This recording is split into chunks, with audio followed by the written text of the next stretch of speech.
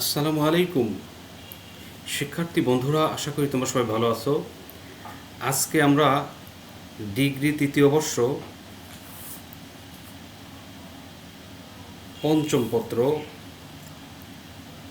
আধুনিক ইউরোপের ইতিহাস 1789 থেকে 1945, অর্থাৎ ফরাসি বিপ্লবের শুরু, দ্বিতীয় বিশ্বযুদ্ধের শেষ, উক্ত পত্রের প্রথম অধ্যায়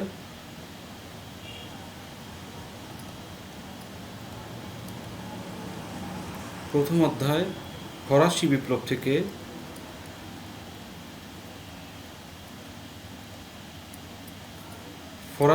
থেকে একটি টপিকস নিয়ে আলোচনা করব।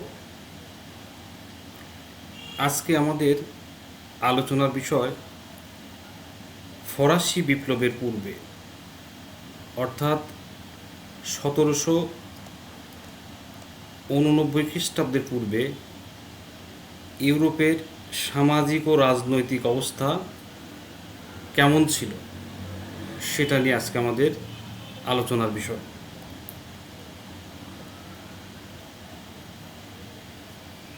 1789 খ্রিস্টাব্দের ফরাসি বিপ্লব পৃথিবীর ইতিহাসে একটি যুগান্তকারী ঘটনা।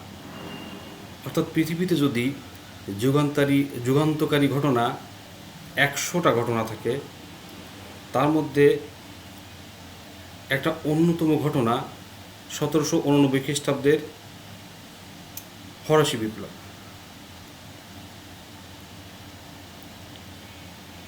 বিপ্লব সংগঠনের পরিবেশ শুধু তার নিজস্ব স্থান থেকে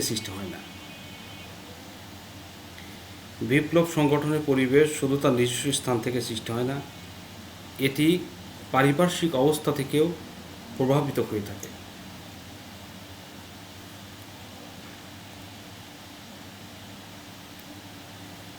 তৎকালীন ইউরোপের রাজনৈতিক ও সামাজিক অবস্থা এমন একটি জগাখিচুড়ি অবস্থায় উপনীত হয়েছিল,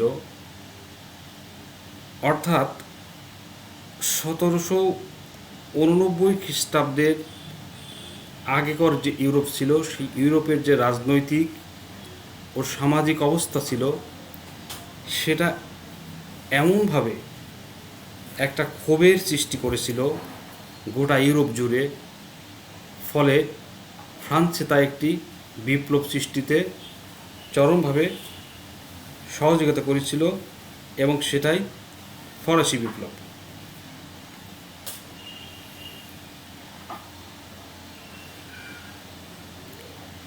ফরাসি বিপ্লবের পূর্বে ইউরোপে যে রাষ্ট্র ব্যবস্থা চালু ছিল তা ছিল পুরাতন শাসন ব্যবস্থা, অর্থাৎ অ্যানসিয়েন্ট রিজাইম। সমস্ত ইউরোপ জুড়ে ছোট বড় বহু সংখ্যক রাষ্ট্রে বিভক্ত ছিল। অর্থাৎ পুরা ইউরোপের ম্যাপ যদি আমরা দেখি, সেখানে আমরা দেখতে পাব ছোট বড় অসংখ্য রাষ্ট্রের অস্তিত্ব, কারণ সেখানে ছিল অ্যানসিয়েন্ট রিজাইম, অর্থাৎ পুরাতন শাসন ব্যবস্থা ছিল ফরাসি বিপ্লবের পূর্বে। একমাত্র ইংল্যান্ড ছাড়া যত শক্তিশালী দেশ ইউরোপে ছিল, প্রত্যেকটা দেশেই স্বৈরাচারী শাসন ব্যবস্থা চালু ছিল। অর্থাৎ ইংল্যান্ড ব্যতীত অন্যান্য যত দেশ আছে, শক্তিশালী দেশ ছিল, প্রত্যেকটা দেশেই স্বৈরাচারী শাসন ব্যবস্থা চালু ছিল। এবং সে সমস্ত রাষ্ট্রে কোনো জাতীয়তাবাদী রাষ্ট্র বা কোনো জাতীয়তাবাদী বোধ ছিল না, কোনো জাতীয়তাবাদী ভাবনা ছিল না, কোনো জাতীয়তাবাদী স্লোগান ছিল না, এবং সেখানে ছিল রাজতন্ত্র, রাজবংশ। রাষ্ট্রের মূল ভিত্তি যেন এই দুটি বিষয় হয়ে দাঁড়িয়েছিল, রাজতন্ত্র এবং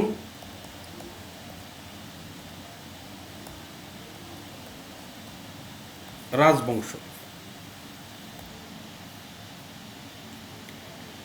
প্রকৃতপক্ষে ষোড়শ শতাব্দী হতে অষ্টাদশ শতাব্দী পর্যন্ত, অর্থাৎ 16 থেকে 1800 শতাব্দী পর্যন্ত এই 200 বছর যদি আমরা ইউরোপের রাজতন্ত্রের ইতিহাসের দিকে লক্ষ্য করি, তাহলে সেখানে আমরা দুইটি প্রভাব পরিলক্ষিত হতে দেখতে পাবো, দুইটি প্রভাব দেখতে পাবো, অথবা দুইটি বৈশিষ্ট্য দেখতে পাবো সেই 200 বছরের রাজতন্ত্র, ইউরোপের রাজতন্ত্র।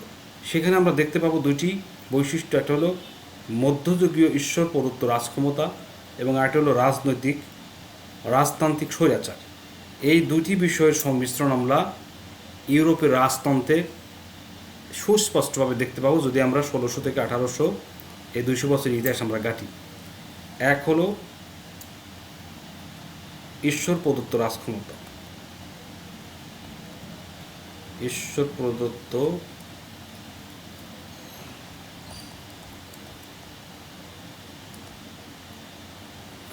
রাজক্ষমতা, এবং দুই হচ্ছে রাজতান্ত্রিক স্বৈরাচার।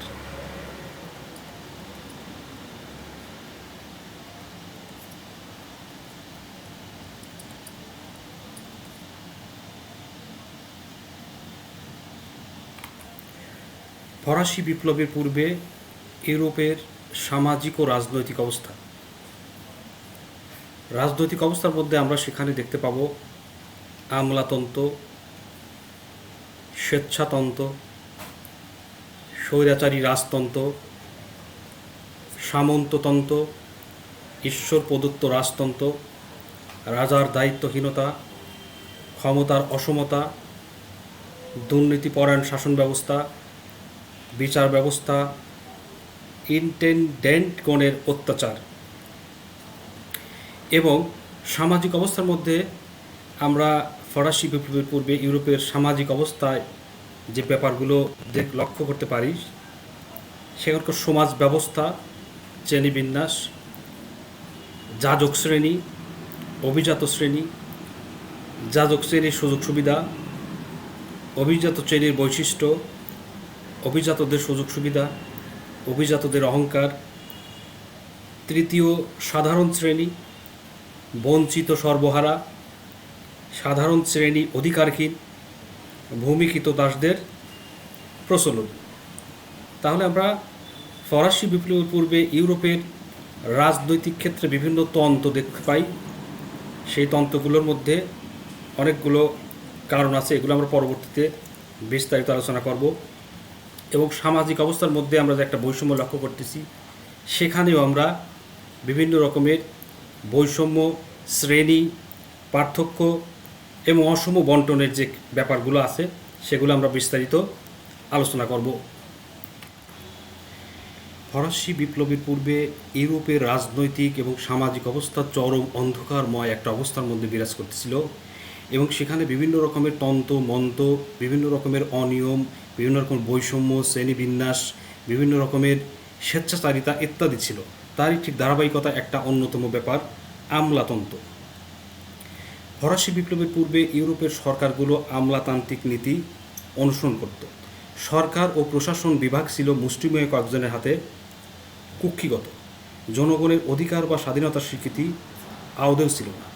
রাষ্ট্রে কেন্দ্রীয় ও প্রাদেশিক প্রতিনিধি সভা ছিল বটে, সেগুলো অধিকাংশ ছিল রাজা কর্তৃক মনোনীত।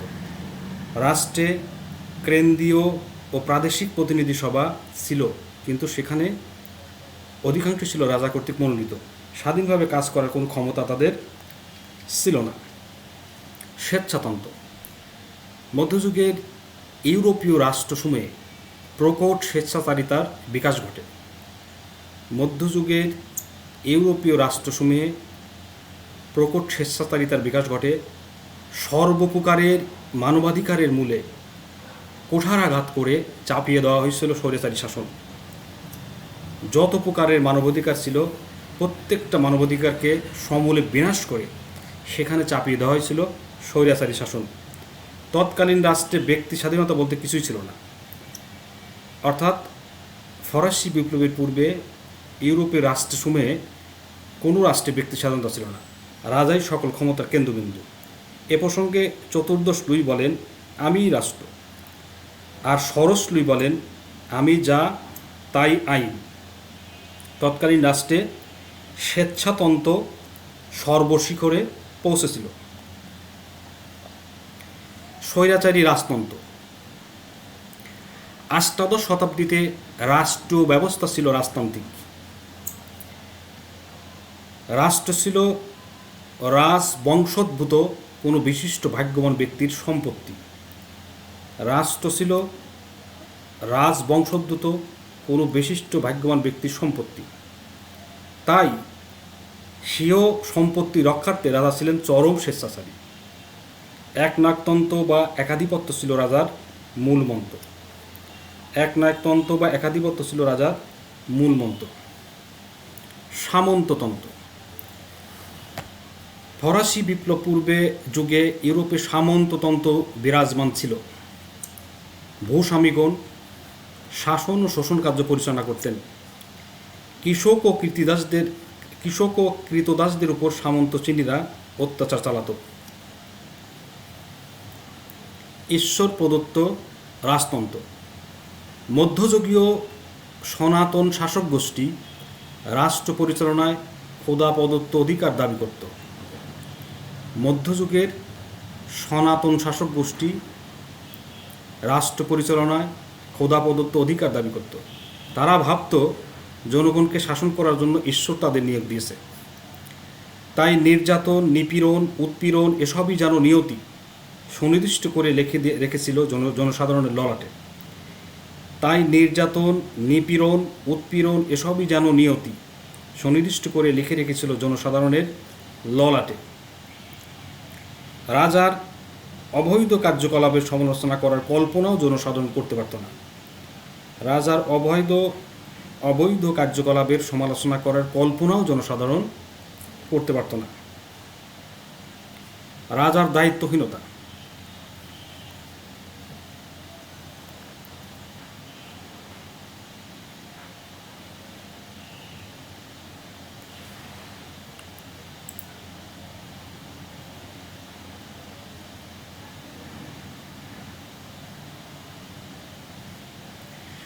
ফরাসি বিপ্লবের পূর্বে ফ্রান্সের রাজারা সর্বময় ক্ষমতার অধিকারী হয়েও দায়িত্বহীনতার কারণে তারা ক্ষমতার অপব্যবহার করত। ফ্রান্সের রাজারা ফরাসি বিপ্লবের পূর্বে 1789 খ্রিস্টাব্দের পূর্বে ফ্রান্সের রাজারা সর্বময় ক্ষমতার অধিকারী হয়েও দায়িত্বহীনতার কারণে ক্ষমতার অপব্যবহার করত। অবশ্য অনেক রাজা এর ব্যতিক্রম ছিল। যেমন চতুর্দশ লুই স্বৈরাচারী হলেও জনগণের কল্যাণ সাধনের চেষ্টা করতেন। অন্যান্য রাজারা বেশিরভাগ ছিল দুর্বল, বিলাসী ও অকর্মণ্য। ক্ষমতার অসমতা। ফরাসি বিপ্লব যুগে আন্তর্জাতিক আইন মোতাবেক রাজ্য ও ভূস্বামীদের মধ্যে ক্ষমতার সমতা ছিল না। অর্থাৎ আন্তর্জাতিক আইনের আলোকে যে একটা ক্ষমতার যে একটা ওপেন লেভেল ফিল্ড একটা ব্যাপার থাকে, সেই ব্যাপারটা ফরাসি বিপ্লব যুগে ছিল না। তারা যথেচ্ছাভাবে ক্ষমতার চর্চা করতেন, যেখানে সেখানে যেখানে ক্ষমতা প্রদর্শন করতেন। দুর্বল রাজ্যগুলোকে সবল রাজ্য গ্রাস করত। দুর্নীতিপরায়ণ শাসন ব্যবস্থা।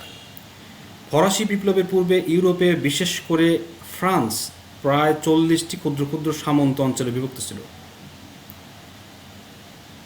ফরাসি বিপ্লবের পূর্বে ইউরোপে, বিশেষ করে ফ্রান্সে 40টি ক্ষুদ্র ক্ষুদ্র সামন্ত অঞ্চলে বিভক্ত ছিল। এসব বিভক্ত অঞ্চলে যেসব উচ্চপদস্থ কর্মচারী ছিল, তারা নিজেদের ইচ্ছামতো শাসন কার্য পরিচালনা করত, এমনকি তারা রাজাদেরও এড়িয়ে চলত। তৎকালীন শাসন ব্যবস্থায় কোনো নিয়ম নীতি না থাকায় রাজ্যের সর্বস্তরের শাসন ব্যবস্থায় দুর্নীতিতে ভরে গিয়েছিল। বিচার ব্যবস্থা। ফরাসি বিপ্লবের পূর্বে একমাত্র ইংল্যান্ড ছাড়া ইউরোপীয় আর কোনো দেশে সুষ্ঠু বিচার ব্যবস্থার প্রচলন ছিল না। বিচারকগণ রাজা কর্তৃক নিযুক্ত হতেন। যত বিচারক নিযুক্ত হতেন, রাজা কর্তৃক নিযুক্ত হতেন বিচারকগণ। রাজবংশের স্বার্থ ক্ষুণ্ণ হয় এরূপ রায় দেওয়ার ক্ষমতা তাদের ছিল না। কোনো রাজারই রাজবংশের স্বার্থ ক্ষুণ্ণ হয় এরূপ রায় দেওয়ার কোনো ক্ষমতা তাদের ছিল না। অনেক ক্ষেত্রে বিচারালয়গুলোর কোনো সুনির্দিষ্ট বিচার ক্ষমতা থাকতো না। অর্থাৎ তাদের যে একটা রায় দেওয়ার ক্ষমতা, বিচার বিচার করার যে একটা ক্ষমতা, সেই ক্ষমতা তাদের থাকতো না, নামে মাত্র তারা বিচারক ছিল। এমনকি আইন কানুনগুলোও সংকলন সংরক্ষণ করা হতো না।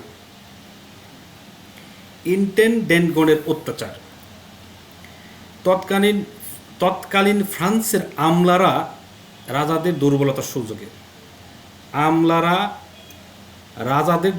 সুযোগে স্বীয় স্বার্থের জন্য উন্মাদ হয়ে ওঠে।